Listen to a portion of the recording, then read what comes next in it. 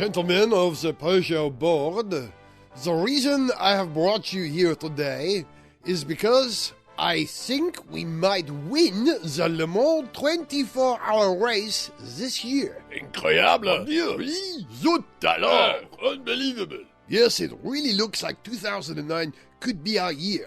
As you know, that would be a complete disaster for Peugeot.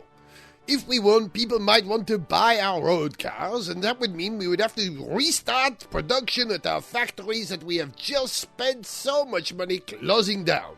It would be terrible.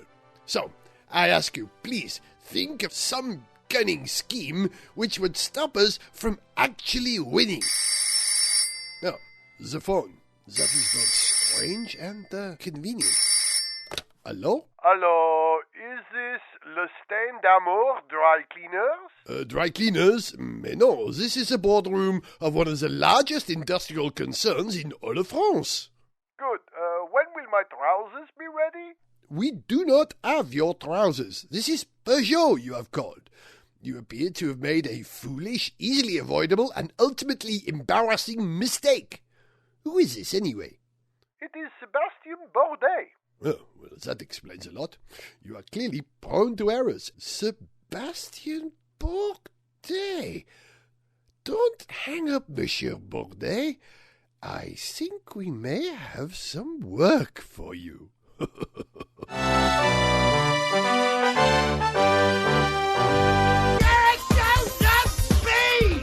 Oh, it's my favourite time. Oh, actually, I can't even finish that because if I sing more than 3 notes of that, I am in copyright trouble. Welcome to Gareth Jones on Speed. It is my favourite time of the year as the new F1 cars are released. I used to... Maybe you do this too. I used to draw the cars as they came out to get, familiar with them. I would sketch them out myself on Windows Paint, seriously.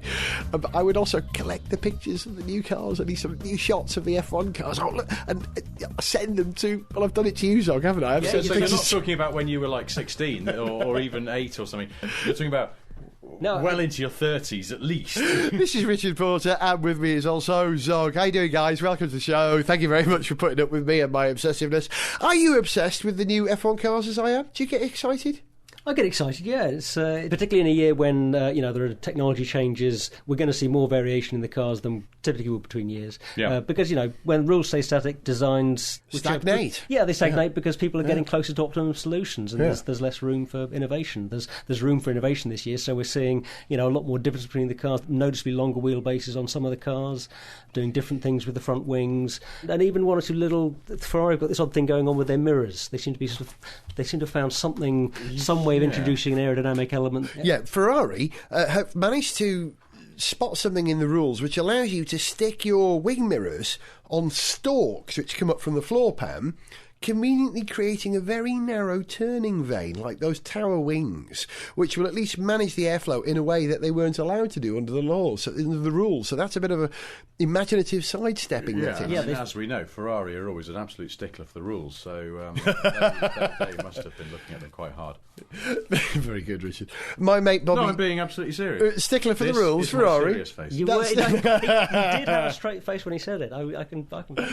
My mate Bobby's already fallen in love with the nose of the Ferrari. Is it called the F60? It's quite a good thing. They're giving it a sort of proper name, because usually they just call it, the F 2006, 2007, or whatever. Yep. And yes, they've given it a sort of to celebrate 60 years. Indeed. Of a Ferrari being in the championship. Which is quite nice. Easy to remember. Yeah. None of your FW29/4 type MP61942. I think what it really, their main reason for doing that is to go to Vijay Mallya and his VJ02, which is what it is this year. It's like, we are 58 more than you.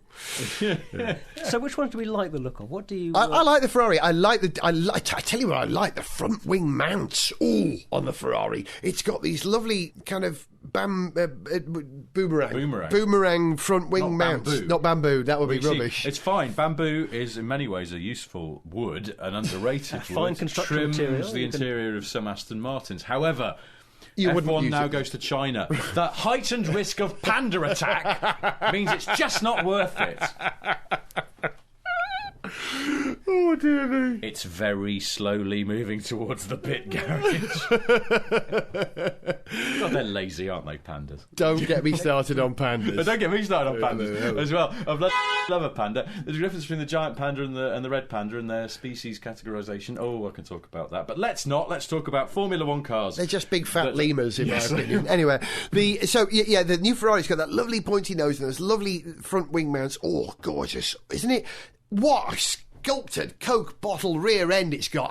I tell you what, I'd give it a big sexy kiss up the Ferrari bum. Sorry. I got quite excited then. I told you it's my favourite time of the year. Don't be dirty. Yeah, it has. It's a bit Coke bottle-y, like a Mark III Cortina. Oh, God, woman! Oh, I've just made it worse. Mark III, the car I learned to drive in, and there's nothing sexier in the world than that. Anyway, the McLaren. It's quite attractive in a sort of sensible way. Less curvy at the back than the down the side. Yeah. If we're talking about the curvature, the Renault has some fascinating sort of side poddage going on there. It's a Dr. Jekyll situation with the Renault. Rear end of the Renault could be a BRM from 1968. A lot of curvature. Amazing amount of curvature. Front end, is it a Formula Palmer Audi? Or is it an F3000, the first version of F3? I've never seen such a contrast between the front and the back of a car.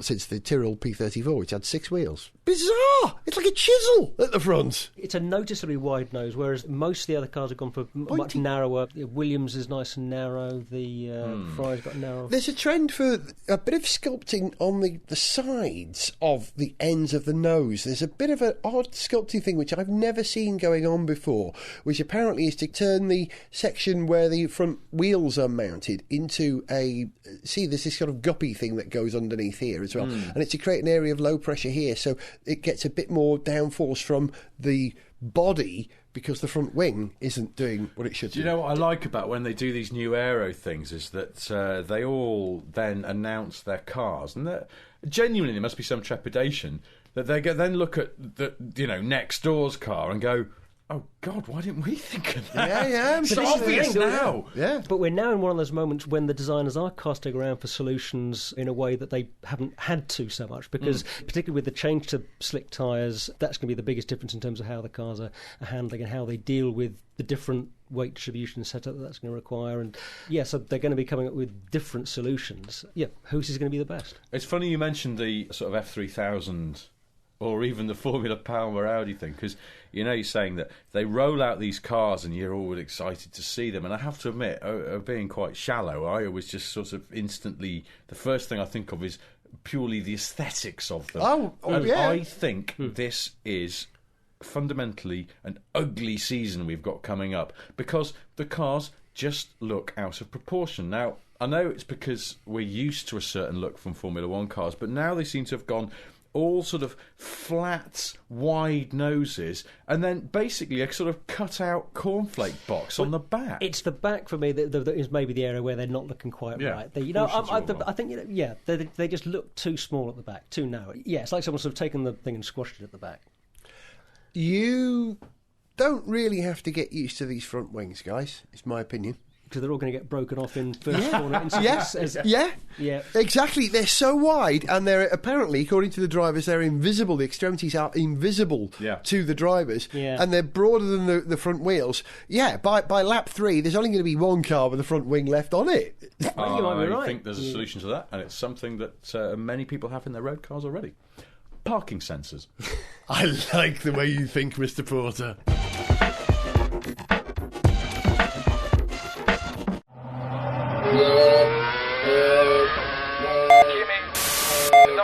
Kimmy, we are getting a lot of noise on the radio. Yeah, Kimmy, turn off your parking sensors. Turn them off.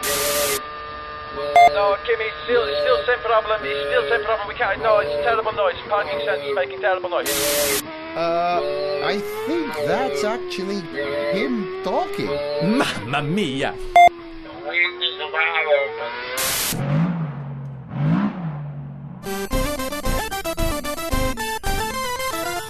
Hello, Hello and welcome to Red Ensign. Today I'm going to show you how to make a 2009 Formula 1 car all of your very own. First, you'll need an old F3000 car, but don't worry if you can't find one, because a redundant A1GP car would do just as well. If you can't find one of those, just ask Tony Texera. He's got loads. Start off by making the rear wing, and you can do that by simply cutting the sides out of an old cereal box. It's certainly what all the real teams have done. Next, attach the front wing, and I'd recommend doing that with just one piece of double-sided sticky tape. Let's face it, it's just going to come off during the race anyway. Look, here's one I broke off earlier. Finally, install your KERS system. To do that, you'll need to couple up to the rear of the internal combustion engine a small electric motor, which under braking acts as a generator, converting the rotational energy of the wheels into electrical energy, which is then stored in a high-capacity, lightweight lithium-ion battery pack. Ow! It can be a bit tricky, so you might have to get the help of an adult with this bit. During acceleration, the energy from that stack of batteries is used to drive the electric motor, which feeds the extra power back into the drivetrain. So this parallel hybrid drive system recovers lost energy and reuses it, increasing efficiency, although it will only really do that if the amount of energy recovered is sufficient to offset the increasing weight of the vehicle due to the addition of the complex hybrid drivetrain and battery. And don't worry if you didn't understand all that. Neither do Toyota, or Renault, or even Ferrari. Next week, Connie will show you how to solve the world economic crisis with a toilet roll, a squeezy bottle, and 400,000 billion US dollars. Sniff Petrol! Oh, get down, Shep! Making this programme is such a joy. You know, it's not that we have to decide what to talk about in the show. We have to decide what to leave out of the show. And because the whole government bailout, which wasn't a bailout thing, happened for the British motor industry. In the last show, we didn't get a chance to talk about Detroit, unfortunately, which was hot on our minds at the time. So I know we're a bit late, but there were some very interesting cars at Detroit. And I know that we really disagree on one of them. The new VW Roadster. What's it called? The Blue Motion something? Oh, no, blimey. That's the thing. We were idly chatting about it before the show. I can't remember. Is it called the EcoSport or something like that? Well, that was the. I think there is a Blue Star. It's all right. We've got a popular weekly motoring magazine, the one that doesn't make stuff up. Eco Roadster was the name of the concept, wasn't it? Yeah, this is Blue Sport. Sorry, Blue Sport. Yeah, Blue Sport. Because I remember you saying blue is the new green. Well, it is amongst the Germans, yes. Yeah. I don't know why. Yeah. Blue Motion, Blue Sport, Blue Green. I know. I still Blue Motion. Because, you know, in Welsh, there's an explanation think of those for little this. blocks that they leave in loose. There's an explanation for this. I think they're actually Welsh, the Germans, because in Wales, a long time ago, we didn't differentiate between blue and green. They both had the same word for them, glass. That meant blue or it meant green. Is that because the sea off Wales is grey? Yes. Therefore, any description of that kind of colour is irrelevant. It's also why it took Wales a while to discover blue-green colour blindness. You mean there is a difference? So what do we think of this green sport? Sorry, blue sport. It's a great-looking little car. You think that's great? I think... I don't know if you've seen it. I mean, it's not great in the way that, a Ferrari 250 is great, but it's a neat-looking, cute little car. I think that is absolutely fapping superb. And I love the way it looks. I hope that it drives properly, because they're going to make it. Near as damn it confirmed they're going to make it. Probably not until, I think they've said 2012 now, which is a bit of a long way away, but, developing cars takes a while. However, if they can make it lightweight, diesel is, I suppose, a little diversion as well. It might be all right, but they're also saying there's going to be a petrol one as well, and it'll probably have something like a 1.2 litre turbo engine in it. So it'll probably do 40, 50 miles to the gallon and still be zippy enough if they can keep the weight out. I just think that looks brilliant, and it could be superbly in tune with the times. What's not to like? Gareth? Come on, no, seriously, what don't you like about it? I don't think it's dramatic enough. I think VW have got too bland a front end at the moment. I like the way that the haunches work over the wheels. I like the wheels, although they're a bit California for me.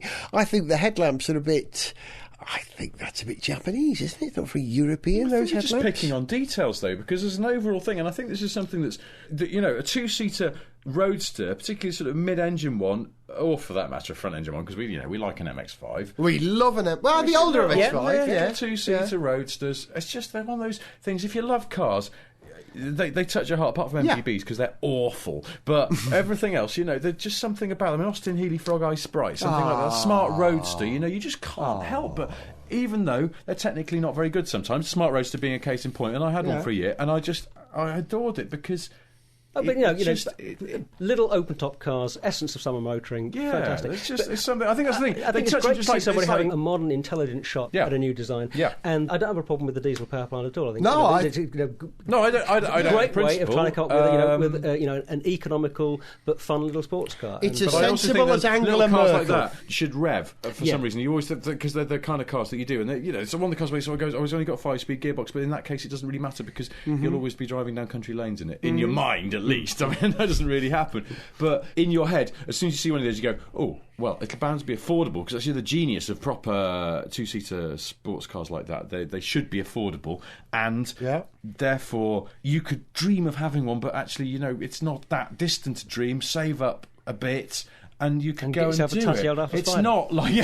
well, exactly. But it's the same sort of thing. I mean, MX-5s are down to, less than $1,000 now. Yeah. And you could go and get one. I don't know why I haven't. By the way, I do know why. It's because my girlfriend's American, and she always says, you can't have a Miata, as called Miata, because basically you'll look It's a gay. girl's car. Yeah. She goes, you look so gay in that car. And I'm like, well, but I'm not gay. Not in London. I'm like, no, I think we have a different perception of them over here. Yes, people do go, oh, you're a hairdresser. But no, apparently, in the US, in California, where that car was a huge hit, but it was exclusively bought by women and gay men. So she claims. You're doing some research. Terrible. Can we talk about another car from the VAG group? Yes. The Audi A7. Oh, now, yes. Or again. as I think it should be called, the Avant. They've missed an opportunity there, haven't they, to use the term Avant. Yeah. I love a big Luxo barge. I like that one. It's ever so wide, isn't it? It's a handsome car, but actually I noticed something about this. We're looking at a photo of it here. If you blank off the front, now basically that's actually quite bland, isn't it? It's well proportioned. Could be a Hyundai Genesis. It could be a Hyundai Genesis. I was thinking actually it could be sort of some kind of Infinity concept. It's got that kind of back window there. It's got what car designers always say, sort of good surfacing. Look at the way that sort of that comes out there, and then there's a got horizontal to vertical. There's a chord line, and just that. It's all very nice. Bit of a crease. But actually, it's a little bit bland, but it is a very handsome car nonetheless. So yeah, I quite like that. What else was at Detroit? Well, the Americans. America released two cars, didn't it? Yes. One which was a Chrysler concept, which they exhumed from something they did about 5 years ago. They call it the Chrysler 200C. I'm going to have to check that. I don't know. But the most interesting one it was called the 200C, which was... Is that right? Did I get that right from memory? Yeah, which is supposed to be sort of designed, I suppose, as a baby brother to the 300C, but will probably actually give an indication of what the next 300C will look like, which they have said in the past few weeks, as a statement of intent, we are working on the following new cars. Chrysler's boss has said this, it's not as if we're all sitting around crying because we're in trouble. Well, we're busy making They have a momentum. I mean, they've been working on those cars. This has only happened in the last 3 months, so they've certainly got 2 years development. Well, they've got to complete it. Isn't it? And then they sort of announce new cars, and people go, well, that's that's a bit inappropriate. That's not what you should be making now. You should be making a 2-door hatchback with an engine that runs on leaves. But the problem is that it takes so long to develop cars that what we're seeing now are things that were signed off in 2003, 2004 probably. In most cases, unless you're someone like Mazda, who seem to be able to do a car in a week, which is amazing. That's true, actually. They churn them out, don't they, Mazda? It's incredible. Mazda, it's not said enough. I think Mazda are pretty, apart from Toyota, but then Toyota do something very clever where they never launch an all-new car, or very rarely do they do that. The IQ is probably an exception, and even that, the engines aren't necessarily brand new. But they never do a sort of all-new car. They do it incrementally, but keep the bodies fresh and stuff like that. And then that way, apart from anything else, it lessens the risk of something going wrong and incurring a massive warranty cost, and that's why Toyotas are so reliable. Fact. Evolution is better than revolution. Yeah, it is. And that's, people say Toyotas are boring, but by God, they've got good switches. Oh, yeah. Reliability is boring. True, it is. But do you find yourself getting more and more excited by reliability at the moment? We talked about this on a couple of shows ago. We were talking about Lexus, and we just had a chat in Gareth's kitchen before we did the show about old Lexuses and have you bought it yet? No, you're going to, aren't you? Admit it. You really are. He's going to look at one. And do you know what the problem is? The thing that excites me most, because I was following a Jaguar XJ8 down the Marylebone Road this evening, and I was thinking, that's the car I really want, because I want a big comfy car, and that's the one I really want. But I just can't 100% depend on it, and I would apply the same to a BMW 7 Series or a Mercedes S-Class, both of which I've looked at as well.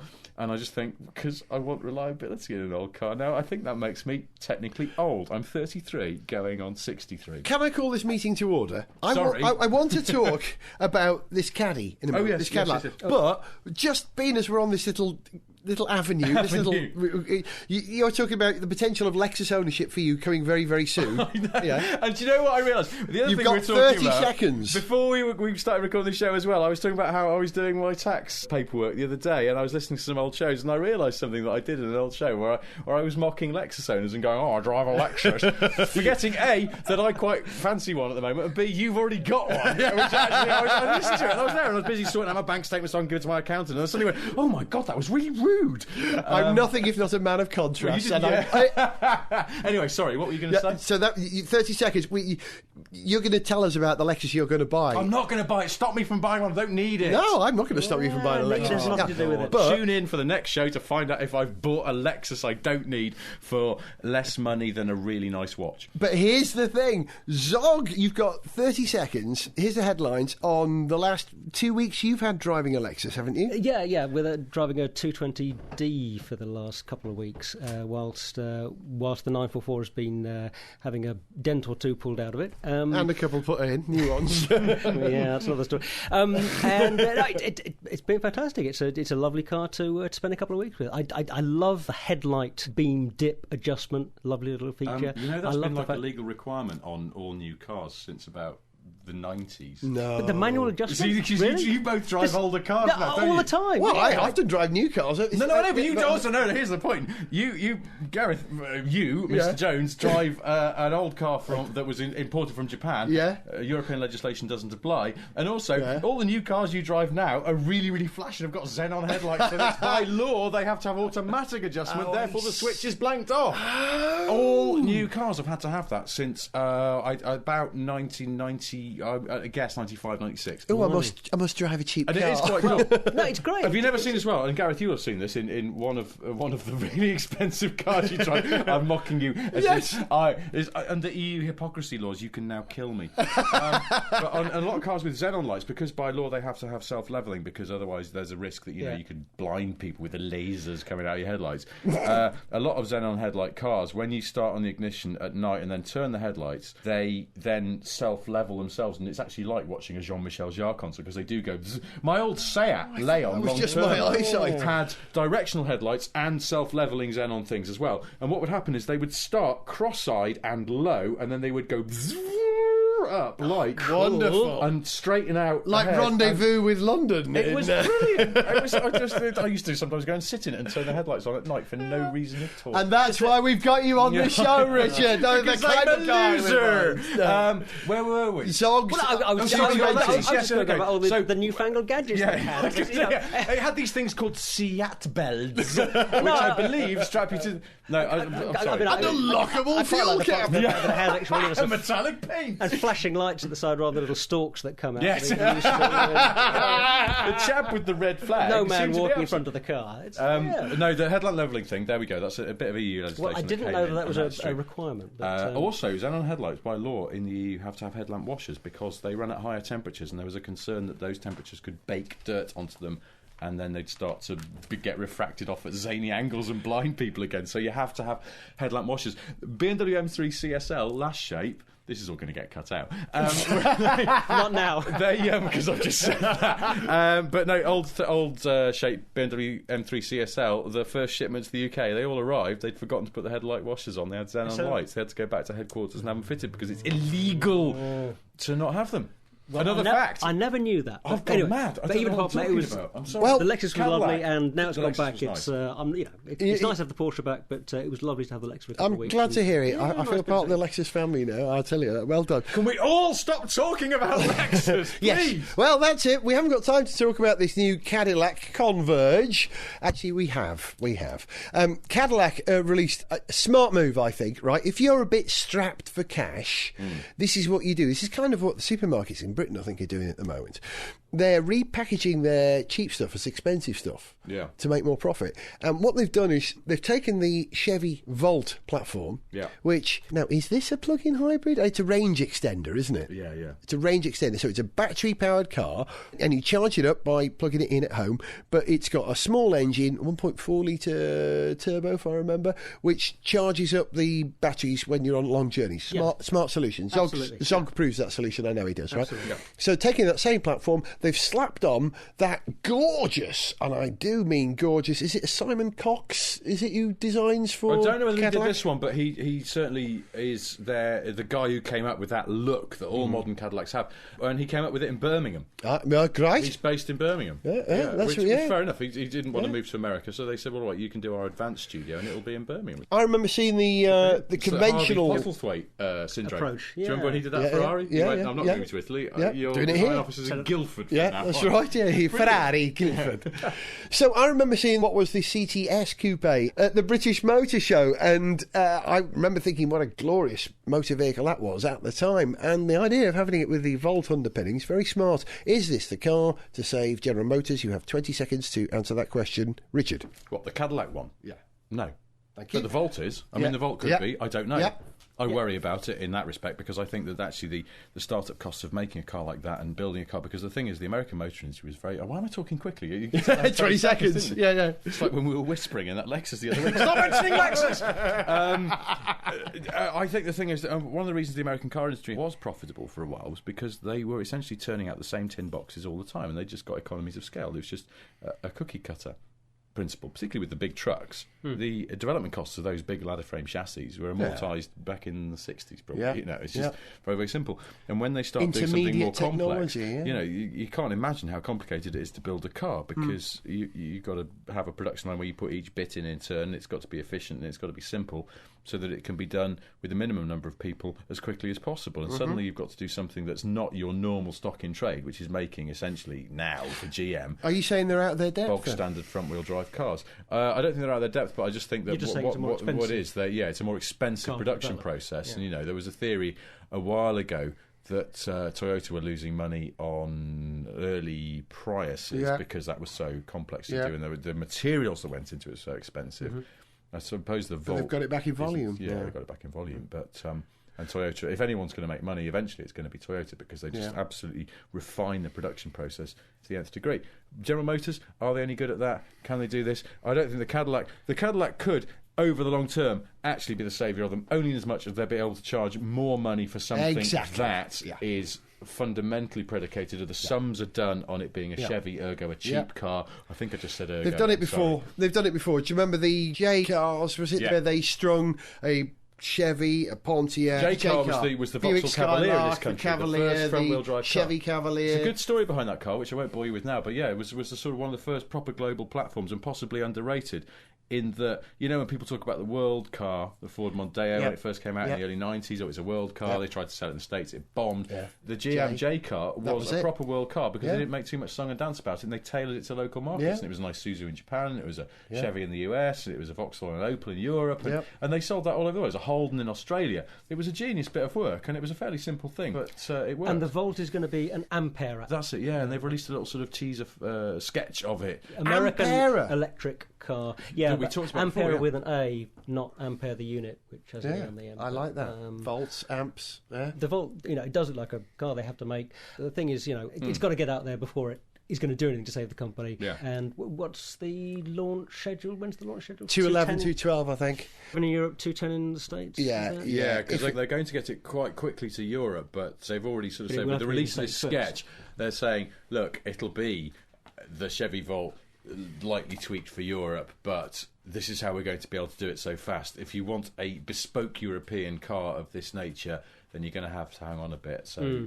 put up or shut up. You're demanding these cars. So how I feel about Cadillac. I love the idea of Cadillac. The execution hasn't been that good. I love the idea of personally owning a Cadillac. I love it works for me. Yeah, any Cadillac. They've had the good times and bad times. Frank Cannon. Actually, no, he drove a Lincoln, didn't he? Mark 7. Yes, he did. It was a Lincoln Mark 7, thinking about So it. you don't like Cadillacs? No, I like old Lincolns, but I do love Did you Caddies. see that Lincoln, that compact Lincoln concept at Detroit? It was terrible. Oh, the one based on the Mondeo chassis that had the hatchback. like, yeah. That was foul. That was awful. foul. But I love the idea of a Cadillac, and if I can get a Cadillac with vault underpinnings, I'd buy that car. That's it. You've been listening to Gareth Jones on Speed. He was Richard Porter. Goodbye. He was Zog. Goodbye. The closing music for today's programme is in the style of Cijgár Röss, the Icelandic band. I thought it was appropriate, considering the weather that we've enjoyed here in the UK in the last couple of weeks, that I do a song about snow and ice. The song is called Ehe Spori Harad Skiad Hal, because just like the real Cijgár Röss, this song is performed in Hopelandic or Von Lenska, the language they sing in, which is a made-up language that's a bit like Icelandic. If you don't speak the language yourself, and I'm sure you don't, you can read a translation of the lyrics on the website garethjones.tv. So here's Cijgár Röss Bráwn with Ehe Spori Harad Skiad How, or as it's known in English, use snow chains. And just like the real Cijgár Röss, it starts with some strange sounds. I was Gareth Jones. This was Gareth Jones on Speed. See ya.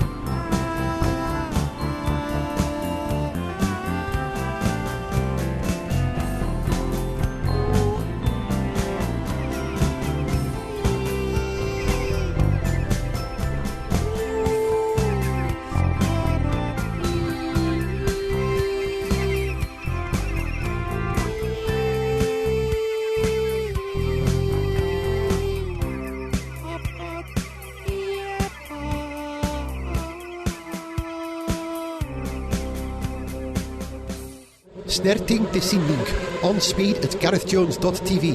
Va fleri uplyse og songur ljur fra www.garethjones.tv. Etta gerast askrifandi aud fyri frelas a iTunes pigur. Gareth Jones a chrothi vio Wispang.